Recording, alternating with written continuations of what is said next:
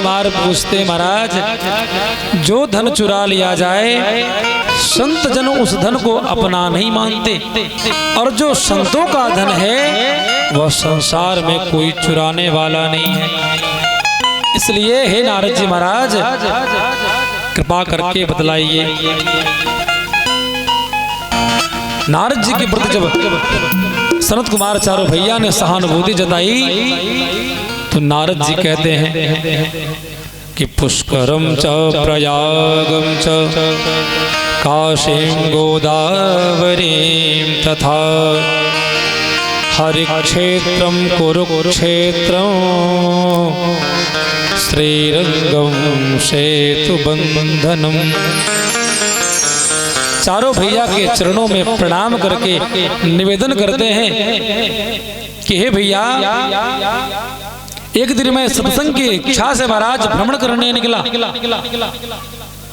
सो भ्रमण करते करते मन में विचार आया कि चलो चल करके महाराज धराधाम पर देखते हैं कि क्या हो रहा है। सो सबसे पहले ध्यान में संत जना आ गए, तो मन में यह विचार आया कि चलो संतों के यहाँ चल करके देखते हैं। तो जैसे मैं संतों के यहाँ पहुंचा और जो देखा प्रभु, सो मेरा चित्त अशांत हो गया। क्या कि पाखंड निरता संता, संत भी महाराज पाखंड परायण होते चले जा रहे हैं। किसी ने पूछा, भैया यह महल किसका है? तो आवाज आता, भैया ये त्यागी जी महाराज का महल है। अच्छा जी।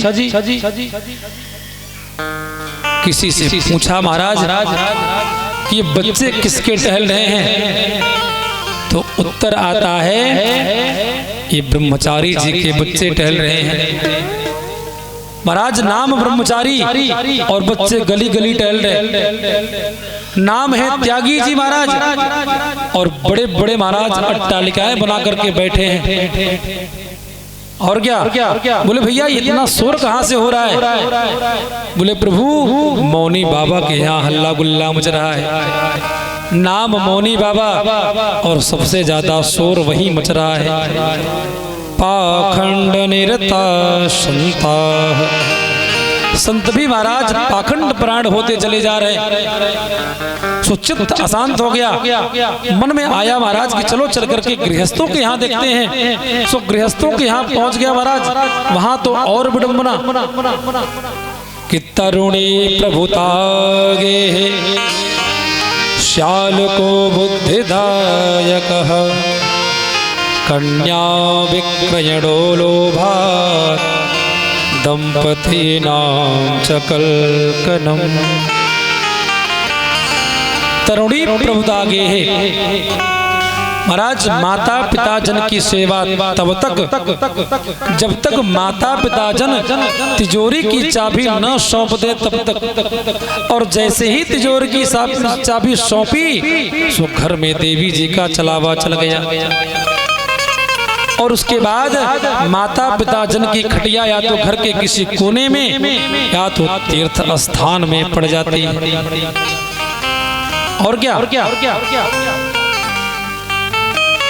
यदि कोई घर में उत्सव मनने को होता है, उत्सव करने को होता है महाराज, तो माता पिता जन से सलाह नहीं, अपितु श्याल को बुद्धिदायक ससुराल से साले साहब को बुलाया जाता है महाराज और खूब सलाह लिया जाता है। फिर भी दंपति नाम सकलकनम। बोल भक्त वत्सल भगवान की जय हो। और क्या कन्या विक्रयणो लोभात्। बोले भैया आजकल संबंध नहीं, विवाह नहीं, अपितु सौदे हो रहे महाराज। बच्चियां खरीदी बेची जा रही हैं। कन्या विक्रयणो लोभात् दंपति नाम च कल्कनम। जहां सौदा पट गया वही महाराज विवाह संपन्न, वही विवाह फिक्स हो जाता है। अरे समधि का मतलब क्या होता है? धी माने बुद्धि, सम माने बराबर। वर पक्ष कन्या पक्ष जो दोनों समधि होते हैं, जहां उनका सामंजस्य बैठ गया सो महाराज उस सामंजस्य के हिसाब से विवाह संपन्न होता था। और आजकल जहां अर्थ की व्यवस्था, जहां महाराज सौदा पट गया सो वही विवाह संपन्न। बोल भक्त वत्सल भगवान की जय। विवाह की एक कैटेगरी है भाई महाराज, हमारे गुरुजन कहते हैं भैया कि इंटर लिंटर 2 लाख एक कैटेगरी हो गई है महाराज दहेज लेने की। यदि बच्चा इंटर पास कर लिया है और मकान लिंटर तक पहुंच गया है ना, तो महाराज 2 लाख रुपया लेंगे, तब हम विवाह करेंगे महाराज, इसके पहले नहीं। और क्या ये भी ये 3 लाख, सब अपना रेट फिक्स करके महाराज बैठे हैं। बीए पास कर लिए भैया तो 3 लाख रुपए लेंगे भैया, तभी विवाह करेंगे। और क्या इम्मे उम्मे 5 लाख। पोस्ट ग्रेजुएट हो गया महाराज लड़का तो 5 लाख के नीचे विवाह नहीं करेंगे। बोल भक्त वत्सल भगवान की। यह महाराज दहेज की प्रथा है। कन्या विक्रयणो लोभात् दंपति नाम च कलकनम। नारद जी कहते हैं हे ऋषियों, हे भैया, यह सब देख देख करके महाराज मेरा चित्त अशांत हो गया।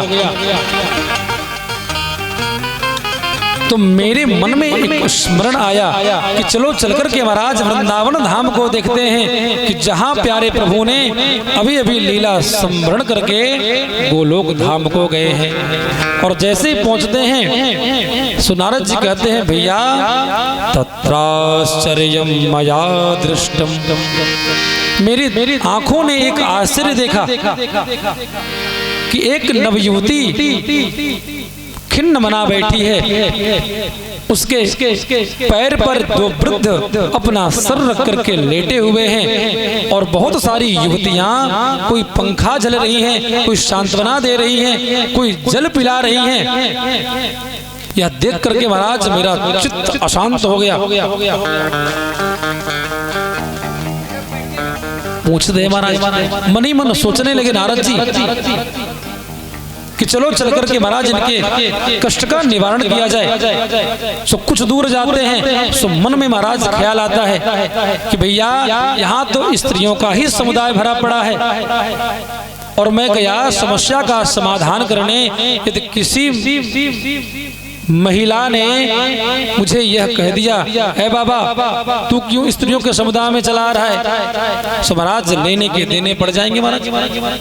इसलिए नारद जी कुछ दूर तो गए, पुनः वापस लौट करके अपने रास्ते चल दिए। और जो दृष्टि पड़ी भक्ति मैया की तो नारद जी को आवाज देती है कि भो भो साधो क्षणं तिष्ठ मच्चिंतामपि नाशय दर्शनं तव लोकस्य सर्वथा घहरं परम सर्वथा घहरं परम।